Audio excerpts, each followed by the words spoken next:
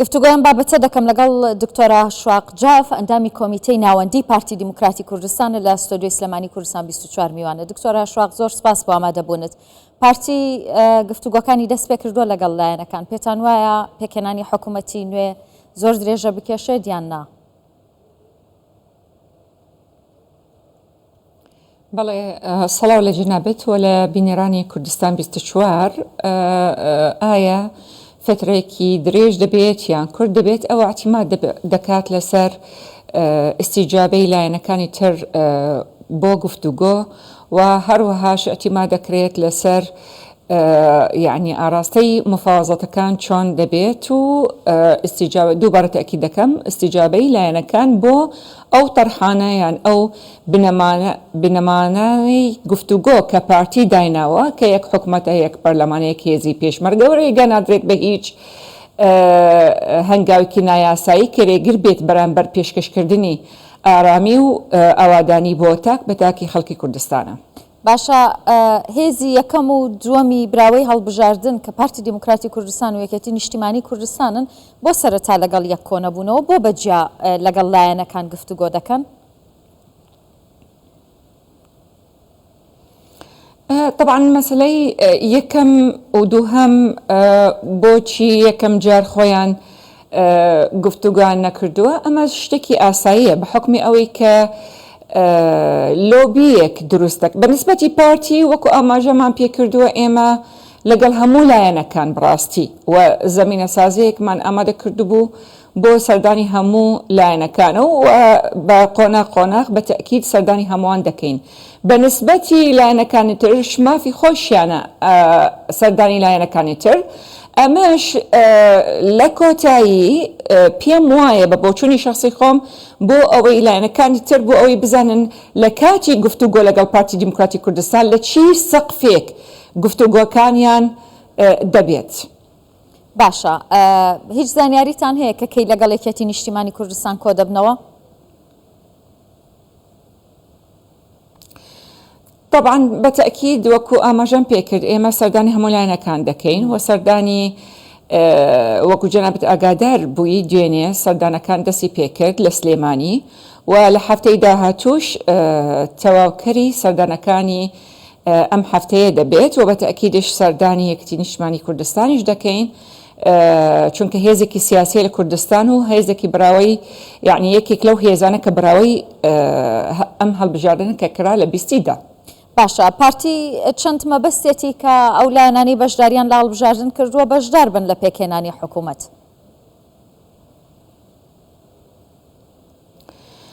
طبعا بنەمای گفتوگۆ وەکو ئاماژەم پێکرد ئەو خاڵانە کە باسمان کردووە و هەر لایەنێک ئامادەیە بۆ بەشداریکردن لەم حکوومەتە بۆ پێشکەشکردنی خزمەت بۆ هاوڵاتیانی کوردستان و پاراستنی ئازادیەکانیان و مافەکانیان بە تەکید پارتی پێخۆشە کە بەشداری ببن و هەر لایەنێکی سیاسی کە بریاری خۆی دا کە بەشداری نەکات یان بۆ نمونە ببێتە ئۆپۆزیسیۆن بە تەکید ئێمە ڕێز لە بریارەکانیان دەکەین. بەڵام بە شێوەیەکی گشتی ئێمە ئەم حکوومەتە دەمانەوەی ئەو لایەنانە کە باوەریان بە یەک حکوومەت و یەک پەرلەمان و یەک هێزی پێشمەرگە بەشداری بکەن بەڕاستی بەو شێوەیە کە بەشداری بکەن کە ئەم خاڵانە بە شێوەیەکی فعلی لەسەر ئەرزی واقع جێبێجێ بکرێت، نەکو وەکو قۆناغی ڕابردوو کە لە پایتەخت لە ناو حکوومەتە و کە دەگەڕێنەوە بۆ ناوچەکانیان کاری معارەزە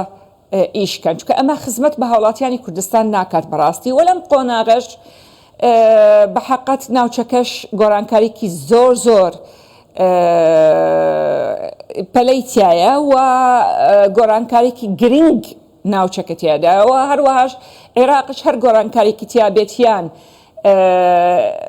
خاڵێکی سەلبی لەسەر دەبێت بە تەکیدش لەسەر هەرێمی کوردستانیش دەبێت. بۆیە پێم وایە زۆر گرنگە هەموو لایەنە سیاسیەکان بەرپرساتی هەڵبگرن و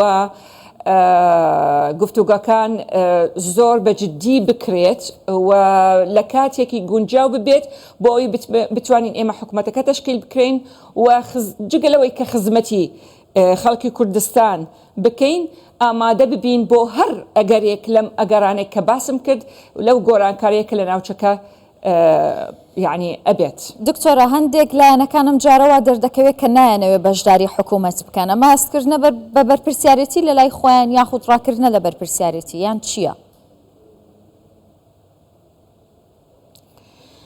طبعا ئێمە پێش پەسەندکردنی نەتیجەکان وتمان ئێمە چاوەڕێی دەکەن کە نەتیجەکان پەسەند بکرێت و لایەنەکان بەرچاویان ڕوونتر دەبێت و مووقفی خۆیان ئەعلان دەکەن.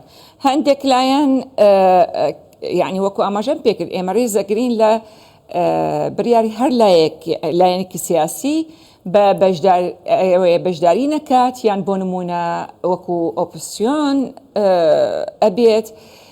ئەمە هەمووی لە پرۆسەی سیاسی هەیە، بەڵام بەڕاستی ئەم قۆناغێکی گرنگە. من ئاماژەم پێکرد قۆناغێکی گرنگە پێویستی بەوەیە کە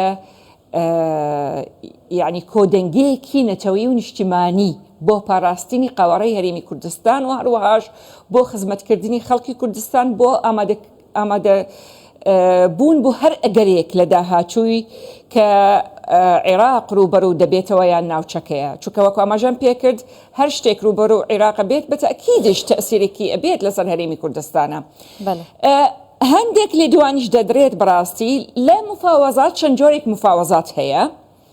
هەندێکی لە ڕێگەی لێدوانێکی چۆندیان سەقفی داواکاریەکان بەرز دەکەنەوە لە ئەعلام بۆ ئەوەی کە دەستکەوتێنێکی زیاتر بەدەست ئەهێنن لە گفتوگۆکانیان لەسەر مێزی گفتوگۆ.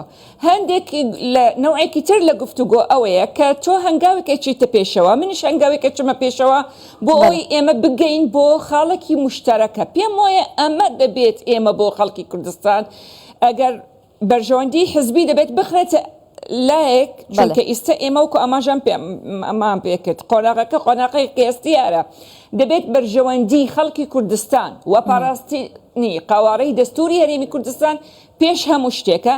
ئەمەش لە ڕێگەی ئەو جۆرە مفاوەزاتە نەدەبێت چونکە چەندجاها جۆری مفاوەزات کە تۆ هەنگاوێکی تە پێشەوە منش هەنگاوێکی مێ پێشەوە بۆ گەینە ئەو خاڵەکە مشتەرەکە ئەوەش ئەو خاڵە مشتەرەکە حکوومەتی داهاتوو بەپێی ڕێککەوتن دەبێت بەرژەوەندی هەڵبژاردن دەبێت بەپێی ئستحقاقی هەڵبژاردنە. ئەمە ویستی پارتیە.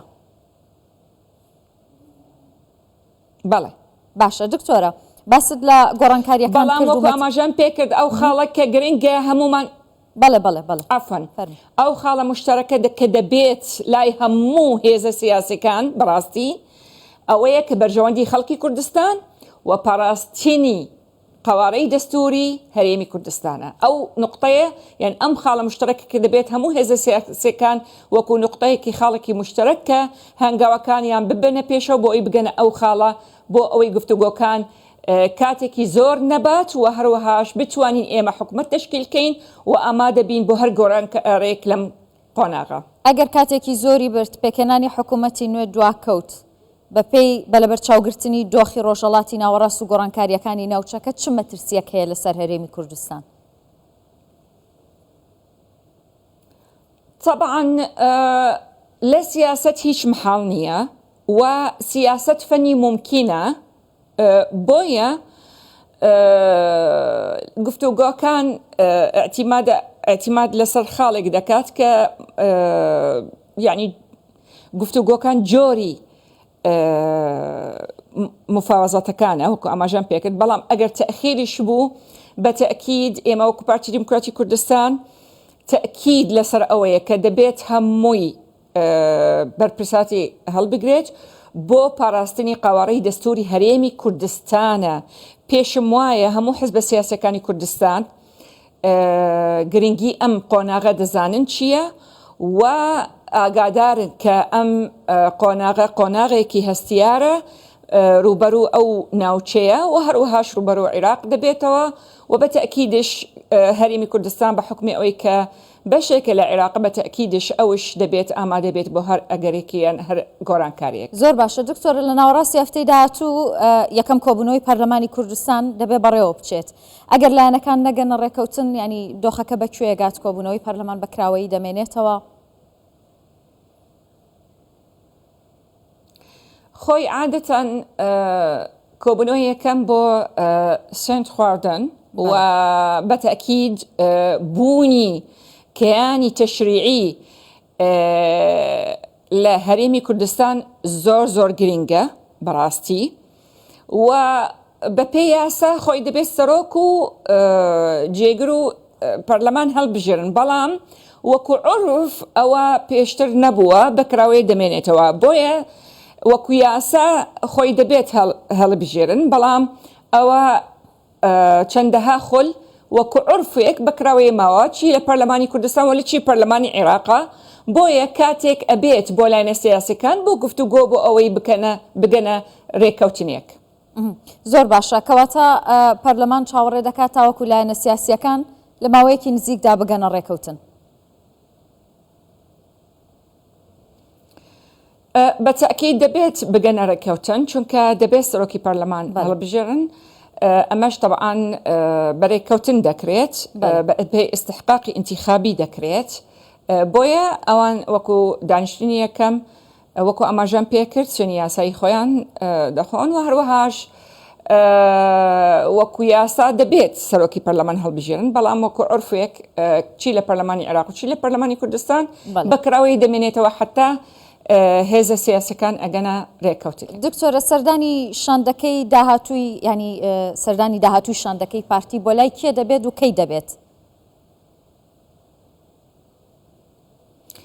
طبعا ئێمە دێنێ دەستمان پێکرد و بەتەکیدش بەردەوام دەبێت و بەڵام کێ دەبێت وە لە چیرۆژێک ئەمە بەپێی ئەو بەرنامەیە کە شاندەکە خۆی دایناوە بەڵام بەتەکید لەم هەفتەیە سەردانەکان ناوەستن ینی شاندەکە ناوەستێت عەفوەن بەردەوام دەبێت لە سەردانەکانی و لە هەموو لایەنەکان یعنی هیچ لایەنێک وەکو ئاماژەمان پێکرد نە ڤیتۆمان هەیە لەسەر لایەنێک و نە ڤیتۆمان هەیە لەسەر کەسێکە بۆیە سەردانی هەموو لایەنەکان دەکەین بۆ گفتوگۆ.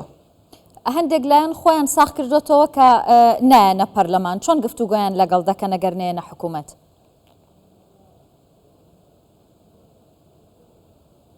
ئافەن ئەگەر پرسیارەکە دووبارەکەیتەوە هەندێک لایەن خۆیان یەکلا کردوتەوە ئێستا کە دەڵێن ناچینە پەرلەمان و ناچینە حکوومەت پارتی لەگەڵ ئەو لایەنانش کۆ دەبێتەوە؟ سەردانی هەموو لایەنەکان دەکات چونکە وەکو ئاماژەم پێکرد جگە لە مەسەلەی تەشکیلکردنی کابینەی دەهەم لە بیرمان نەچێت ئێمە کێشەی مافی خەڵکی کوردستانشمان هەیە کە بەغدا بەداخەوە بە بەردەوامی کێشە دروست دەکات بۆ موچە خۆرانی هەرێمی کوردستان و بۆ ئەو مافانە و شایستەدارەکانی هەرێمی کوردستان بۆیە جگە لە گفتوگۆ لەسەر مەسەلەی تەشکیلکردنی کابینەی دەیەم بەتەکیدش لە پاڵ ئەوەش گفتوگۆ دەربارەی ئەو بابەتانش دەکرێت و ئەو گۆڕانکاریە لە ناوچەکەش بۆیە بەڵێ سەردانی هەموو لایەنەکان دەکەین و لە هەمان کاتش ڕێز لە بریاری هەموو لایەک دەگرین ئێمە وەکو پارتی دیموکراتی کوردستان. بەڵێ زۆر سپاس دەکەم دکتۆرە شواق جاف ئەندامی کۆمیتەی ناوەندی پارتی دیموکراتی کوردستان لە سلێمانی لەگەڵمان بوویت.